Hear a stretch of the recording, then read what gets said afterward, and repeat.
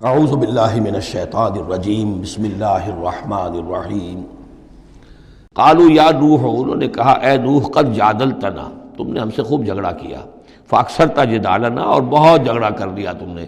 یعنی یہ کہ جب وہ بالکل ان تمام باتوں کے جواب میں خاموش ہونے پر مجبور ہو گئے، معقول بات ہے جو جواب دیا جا رہا ہے ان کے پاس اب کوئی جواب نہیں ہے اس کا۔ فَأْتِنَا بِمَا تَعِدُنَا إِن كُنتَ مِنَ الصَّادِقِينَ، اب آخری بات وہی ضد اور ہٹ درمی کی، تو پھر لے آؤ جس چیز کی ہمیں دھمکی دے رہے ہو، اگر تم سچے ہو وہ عذاب لے آؤ۔ اب ہم جو ہے ہمارے کان پک گئے ہیں تمہارے یہ بات سنتے سنتے، اور تم سے یہ مذاکرہ اور مجادلہ اور مناظرہ جو ہے مزید ہم جاری نہیں رکھنا چاہتے۔ قال انما یاتیکم بہ اللہ ان شاء، انہوں نے فرمایا کہ وہ تو اللہ لے آئے گا وہ عذاب تمہارے اوپر اگر وہ چاہے گا۔ انما یاتیکم بہ اللہ، وہ لائے گا تمہارے اوپر اللہ انشاء اگر وہ چاہے گا۔ وما انتم بمعجزین، اور پھر تم اس کو تھکا نہیں سکو گے بھاگ کر، یعنی تم اسے ہرا نہیں سکو گے، تم اس سے بچ کر بھاگ نہیں سکو گے۔ ولا ينفعکم نصحی ان اردت ان انصح لکم، اور میری نصیحت، میرا خلوص، میری خیر خواہی تمہارے حق میں کچھ مفید نہیں ہو سکتی، خواہ میں کتنا ہی تمہارا ناصح ہوں، کتنا ہی تمہارے ساتھ مخلص ہوں، نصیحت کر رہا ہوں، خیر خواہ ہوں۔ ان کان اللہ یرید ان یغویکم، اگر اللہ ہی فیصلہ کر چکا ہو کہ وہ تمہاری گمراہی کے اوپر اس کی مہر ثبت ہو چکی ہو، اگر اللہ تعالیٰ فیصلہ کر چکا ہے تو میری یہ سارا اخلاص اور خلوص اور دعوت اور نصیحت اور خیر خواہی اس کا کوئی نتیجہ نہیں نکلے گا۔ ہو ربکم، وہ تمہارا رب ہے، وإلیہ ترجعون، اور اسی کی طرف تم لوٹا دیے جاؤ گے۔ ام یقولون افتراہ، کیا یہ کہتے ہیں کہ یہ اے محمد صلی اللہ علیہ وسلم آپ نے اس کو گھڑ لیا ہے؟ قل ان افتریتہ فعلی اجرامی، اب یہاں درمیان میں حضرت نوح علیہ السلام کی بات چل رہی ہے اور آگے بھی چلے گی، لیکن درمیان میں ایک جملہ معترضہ ہے۔ یہ ساری باتیں اے نبی جو آپ کو ہم وحی کے ذریعے سے بتا رہے ہیں، یہ ساری جو گفت و شنید ہوئی تھی حضرت نوح علیہ السلام کے اور ان کی قوم کے درمیان، آپ کو کیسے معلوم ہوئی؟ آپ نے گھڑ لی ہے؟ آپ کو اب کوئی فکشن ہے، کوئی سٹوری ہے، کیا ہے؟ نہیں، یہ تو اللہ تعالیٰ کی طرف سے ہے۔ قل ان افتریتہ، کہہ دیجئے اگر میں نے یہ گھڑی ہوئی ہوں یہ چیزیں، فعلی اجرامی، تو پھر یہ میرا جرم ہوگا، اس کا وبال مجھ پر آئے گا۔ وانا بریء مما تجرمون، ورنہ پھر یہ ہے کہ جو جرم تم کر رہے ہو، جھٹلا رہے ہو، تو میں اس سے بری ہوں۔ وأوحی الی نوح، اور وحی کر دیا گیا نوح کی جانب، انہ لن یؤمن من قومک الا من قد آمن، اب کوئی اور شخص ایمان نہیں لائے گا تمہاری قوم میں سے سوائے ان کے جو ایمان لا چکے ہیں۔ فلا تبتئس بما كانوا يفعلون، سو اب جو کچھ وہ کر رہے ہیں آپ اس پر افسوس نہ کریں اور غمگین نہ ہوں۔ واصنع الفلک بأعیننا ووحینا، اور اب آپ کشتی تیار کیجئے، کشتی بنائیے ہماری نگاہوں کے سامنے، یعنی ہم دیکھ رہے ہیں اور ہمارے انسٹرکشنز کے مطابق، ووحینا معلوم ہوتا کہ اللہ تعالیٰ کی طرف سے ہر یعنی سٹیپ پر ان کو وحی آ رہی ہے، اور کہ اس طرح کرو، اتنی لمبی بناؤ، ایسی لکڑیاں تیار کرو۔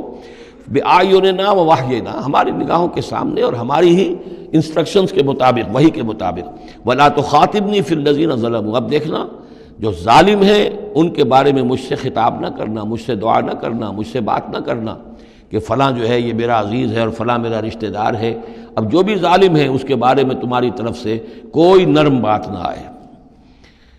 انہم مغرقون، اب یہ سب کے سب غرق کیے جائیں گے۔ وَيَصْنَعُ الْفُلْكَ، اب وہ نقشہ دیکھیے آپ چشم تصور سے، خشکی پر بیٹھے ہوئے ہیں اور حضرت نوح علیہ السلام آس پاس سمندر کہیں ہے ہی نہیں، اور وہ کشتی بنا رہے ہیں۔ وَيَصْنَعُ الْفُلْكَ، اور وہ بنا رہے ہیں کشتی۔ وَكُلَّمَا مَرَّ عَلَيْهِ مَلَأٌ مِّن قَوْمِهِ سَخِرُوا مِنْهُ، جب بھی ان کی قوم کے سردار ان کے پاس سے گزرتے تھے وہ مذاق اڑاتے تھے، کہ معلوم ہوتا اب تک تو ہم سمجھتے تھے کہ بہرحال یہ کچھ شاید بات بنا رہا ہے، جھوٹ بول رہا ہے، کیا کر رہا ہے، اب تو معلوم ہوتا بالکل ہی مت ماری گئی، اب کوئی جو ہے ہوش ٹھکانے نہیں رہے یہ، تو وہ ہنستے تھے۔ سخروا منہ قال ان تسخروا منا فانا نسخر منکم کما تسخرون، حضرت نوح فرماتے تھے کہ تم اگر ہم سے اب اس تمسخر کر رہے ہو، مذاق اڑا رہے ہو، تو وہ وقت قریب آنے والا ہے کہ ہم تمہارا مذاق اڑائیں گے جیسے کہ تم مذاق اڑا رہے ہو ہمارا۔ فسوف تعلمون من یاتیہ عذاب یخزیہ، تو تم عنقریب جان لوگے کہ کون ہے وہ جن پر کہ عذاب آتا ہے جو ان کو رسوا کر دے گا۔ ویحل علیہ عذاب مقیم، اور اس پر اترے گا وہ عذاب کے جو قائم رہنے والا ہے اور دائمی ہے۔ حتیٰ اذا جاء امرنا وفارت تنور، یہاں تک کہ جب ہمارا حکم آ گیا اور جوش مارا تنور نے۔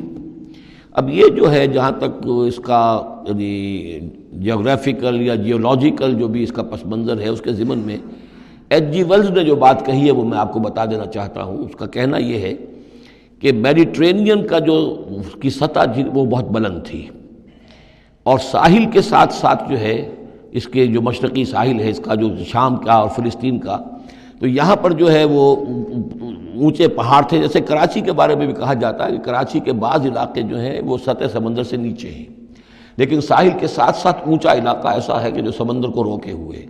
اگر کسی جگہ پر ایسا ہو تو اگر کہیں کوئی ایک سوراخ بھی ہو جائے تو یہ ایسا ہی ہے جیسے کسی بڑے بند میں سوراخ ہو جائے.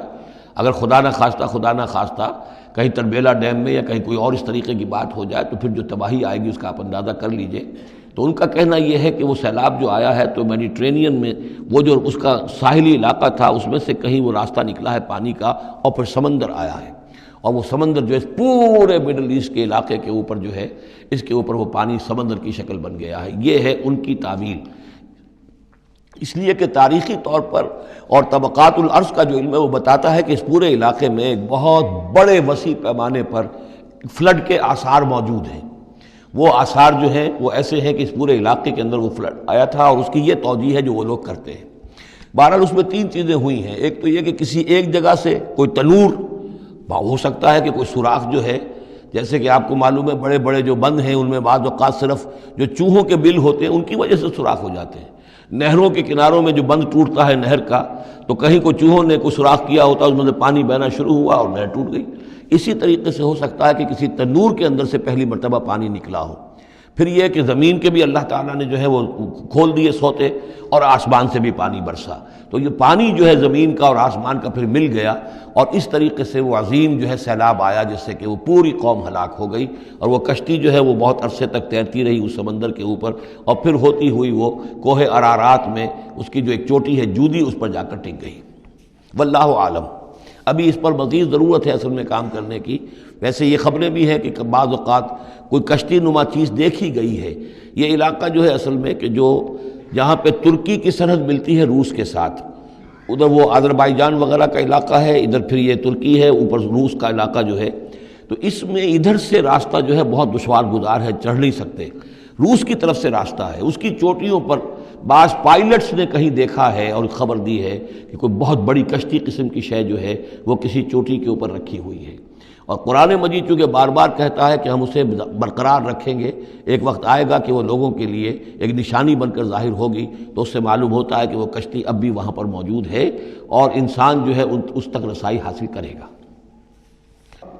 وفارت تنور حتی اذا جاء امرنا، وفارت تنور، جب ہمارا حکم آ پہنچا اور جوش مارا تنور نے، ابل پڑا تنور. قل نحمل فیہا من کل زوجین اثنین، تو ہم نے کہا اے نوح اپنی اس کشتی میں تمام حیوانات کا ایک ایک جوڑا رکھ لو، واہلک، اور اپنے گھر والوں کو بھی، اپنے گھر والے اہل و عیال کو، الا من سبق علیہ القول، سوائے آپ کے اہل و عیال میں سے وہ کہ جن کے بارے میں پہلے حکم گزر چکا ہے. یہ حضرت نوح کے خاندان میں سے ایک ان کی بیوی اور اسی بیوی کا بیٹا یام، تین بیٹے ان کے ساتھ بچے ہیں جو اہل ایمان تھے، حام، سام اور یافس. سام کی اولاد ہے وہ جو نیچے تمام ہم نے ابھی نقشہ دیکھا ہے، حضرت ابراہیم بھی سامی ہیں، اور یہ قوم عاد بھی سامی، قوم سمود بھی سامی، یہ سیمیٹک ریسز کہلاتی ہیں.